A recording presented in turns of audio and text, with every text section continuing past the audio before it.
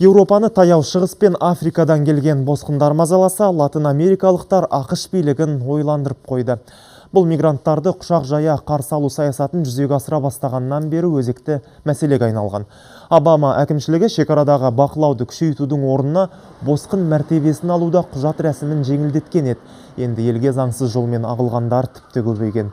Бұл жергілікті халыққа жақпай отыр. Ал Париждегі лаңкестік әрекеттерден кейін сириялық босқындарға қатысты көзқарастың өзгергені тағы бар. Елдің жағасындағы тәртіп сақшылары қайықпен елге жеткен жүздеген кубалық ұстап, оларды өз еліне қайтарған.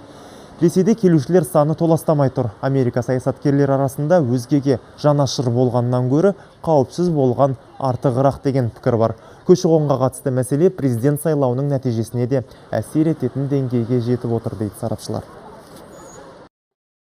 Америка билігі босқындарға квота бөледі, сондықтан елге келгісі келетіндер өте көп. Соңғы уақытта бұл мәселе президенттік науқанның дебаттарында басты тақырыпқа айналған. Болашақ президентте миграция, адам саудасы сынды мәселелерді шешуге атсалысты дегендер бар.